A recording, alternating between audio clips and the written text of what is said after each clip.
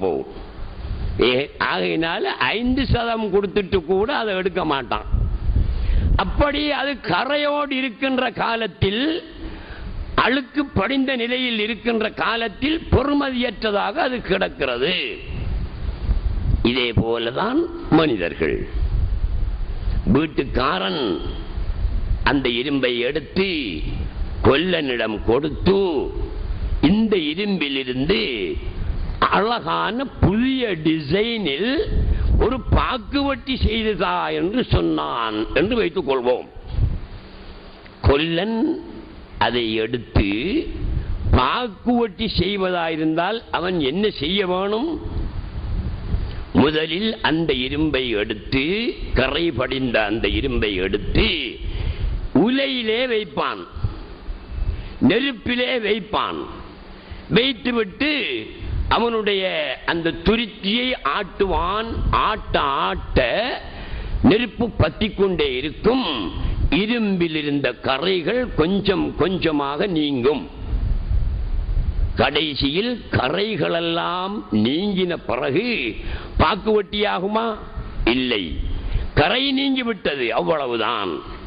இப்போது அந்த இரும்பு துண்டை எடுத்து இரும்பில் வைத்து அதிபாரமுள்ள ஒரு சுத்தியலினால் அவன் அடிப்பான். ஒரு அடியா அடிப்பான்? இல்லை, பல அடிகள் அடிப்பான். அடித்து பாக்குவட்டி, அவனுடைய கற்பனையில் இருக்கின்ற பாக்குவட்டியின் வடிவத்தில், உருவத்தில் அதை சமைத்து எடுப்பான். பல கஷ்டங்களை அந்த இரும்பு துண்டுக்கு கொடுத்து, பல வேதனைகள் செய்து, நெருப்பில் காய்ச்சி, சுத்தியலால் பல அடிகள் கொடுத்து, இறுதியில் உருப்படியான பொறுமதியான ஒரு பாக்குவட்டியாக ஆக்கி எடுப்பான். கொழும்புக்கு எடுத்து சென்றான். விற்று வருவோம் என்று வெள்ளைக்காரன் ஒருவன் கண்டான். இது என்னவென்று கேட்டான். பாக்குவட்டி என்று சொன்னான். பார்த்தான், அவனை கவர்ந்தது. எவ்வளவு என்று கேட்டான். இவன் சும்மா சொன்னான் 1,00,000 ரூபாய் என்று. அந்த வெள்ளக்காரன் அதற்கு 5,00,000 ரூபாய் கொடுத்தும் வாங்குவதற்கு தயாராக இருந்தான். அப்படி அவனை கவர்ந்தது அந்த பாக்குவட்டி. இவன் கேட்ட 1,00,000 ரூபாய் பணத்தை கொடுத்து விட்டு பாக்குவட்டியை எடுத்து சென்று தன்னுடைய வீட்டிலே ஷோ அலமாரியிலே அவன் வைத்திருக்கிறான். இது ஒரு உதாரணம். கரை படிந்த இரும்பு துண்டு போன்றவர்கள் தான் நாங்கள். பெறுமதி இருக்கிறதா? 1% பெறுமதி இல்லை. 5% எடுத்து செல்லுன்றதுக்கு கூட அவன் எடுத்து செல்லவில்லை. நாங்கள் இந்த கொல்லன் நெருப்பில் இரும்பை வைத்து காய்ச்சி பல அடிகள் கொடுத்து உருப்படியான பாக்குவட்டியாக ஆக்கியது போல் எங்களை நெருப்பில் வைத்து, உலையில் வைத்து சூடாக்கி பல அடிகள் கொடுத்து எங்களை உருப்படியான பெறுமதியுள்ளவர்களாக நாங்கள் ஆக்குவதாக இருந்தால் நெருப்பில் வைக்கணும். எங்களை நெருப்பில் தூக்கி வைக்கணும். பல அடிகள் கொடுக்கணும். அது என்ன தெரியுமா? நெருப்பண்டா என்ன? பல அடிகள் கொடுப்பதென்றால் என்ன? ஷரியாத்து வழியிலும் சூபிச வழியிலும் நடக்க வேண்டும். ஷரியாத்து சொன்னபடி செய்ய வேண்டும். அதே நேரம் தரீகா, ஹகீகா, சூபிசம் சொல்லுகின்றபடி நாங்கள் நடக்க வேண்டும். அது என்ன? எங்களுடைய நஃப்ஸை கொல்ல வேண்டும். அல்லாஹ் சுப்ஹானஹு வ தஆலா இப்ப இன்று நாங்க நல்ல ட்ரெஸ் பண்ணி புத்தம் புதிய உடைகளுடன் இருக்கிறோம். எந்த ஒரு சபைக்கு நாங்க போகலாம். ஏன்? அதற்கேற்ற மாதிரி நாங்க இருக்கிறோம். எந்த ஒரு சபைக்கும் போகலாம்.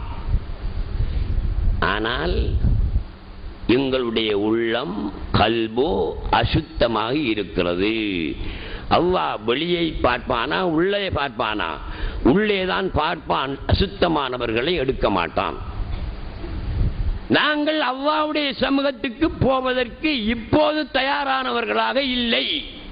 ஆகவே தயார்படுத்திக் கொள்ளுங்கள். இளைஞர்களும் தயார்படுத்த வேண்டும். வயோதிபர்களும் தம்மை அல்லாஹ்வுடைய சமூகத்துக்கு போவதற்கு தகுதியுடையவர்களாக ஆக்கிக் கொள்ள வேண்டும். பள்ளி வாயிலின் உள்ளே நாங்கள் மிகவும் கௌரவத்தோடும் கண்ணியத்தோடும் இருக்கிறோம். பாதையிலே ரோட்டிலே ஒருவன் நிற்கிறான். ஷாரனும் இல்லை, ஷர்ட்டும் இல்லை, பெனியனும் இல்லை, தொப்பியும் இல்லை, தாய் பெத்த மேனியோடு ஒருவன் நிற்கின்றான். இவனை தம்பி ரோட்ல நிற்காதீர்கள், பள்ளிக்குள்ள வந்து சப்புல உட்காருங்கள் என்று சொல்லுவோமா? சொல்ல மாட்டோம். ஏன் சொல்ல மாட்டோம்? பள்ளியில் வந்து சபையில் சப்பில் உட்காரக்கூடிய நிலைமையில் அவன் இல்லை. ஆகையினால் அவனை எடுக்க மாட்டோம். இது ஒருவன். இன்னொருவன் இருக்கிறான். ஷாரன் உடுத்து அவுரத்தை மறைத்துத்தான் இருக்கிறான். ஷர்ட்டும் போடல்ல, பெனியனும் போடல்ல, தொப்பியும் போடல்ல. இவன் ரோட்டிலே நிற்கிறான். அவனை ரோட்டிலே நிற்காதீர்கள், பள்ளியுள் வந்து சப்பிலே அமர்ந்து கொள்ளுங்கள் என்று நாம் அழைப்போமா? அழைக்க மாட்டோம். இவர் இரண்டாவது ஆள். மூன்றாவது ஒருவன் நிற்கிறான். ஷாரன் உடுத்திருக்கிறான், ஷர்ட் போட்டிருக்கிறான். ஆனால் தலையில் தொப்பி அணியவில்லை, தலையை மறைக்கவில்லை. இவனை அழைத்து சப்பிலே உட்கார சொல்லுவோமா? சொல்ல மாட்டோம். இன்னொருவன் நிற்கின்றான். சாரன் உடுத்திருக்கிறான், ஷர்ட் போட்டிருக்கிறான், தொப்பி போட்டிருக்கிறான், திறப்பாயை கட்டியிருக்கிறான், அழகாக இருக்கிறான்.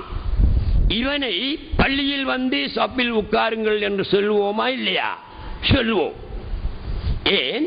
சபையில் வந்து இருப்பதற்கு தகுதியுடையவனாக அவன் இருப்பதினால் அவனை அழைப்போம். இது 4 பேர் ஆட்கள். முந்தின 3 பேரும் சபைக்கு வருவதற்கு தகுதியற்றவர்கள், நாங்கள் அழைக்க மாட்டோம்.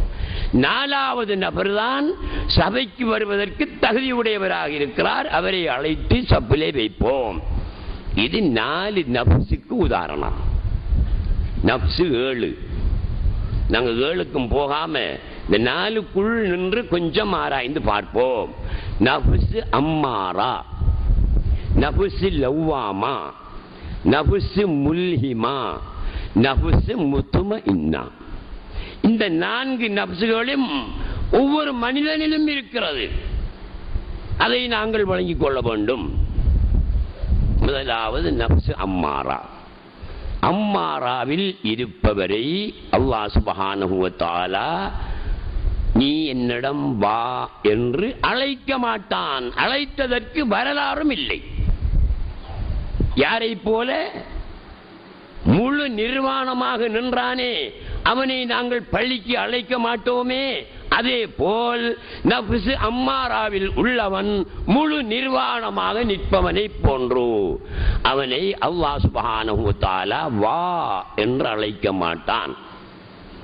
இரண்டாவது நப்சு லவ்வாமாவில் உள்ள ஒரு மனிதன், இவனையும் அல்லாஹ் சுப்ஹானஹு வ தஆலா அழைக்க மாட்டான்.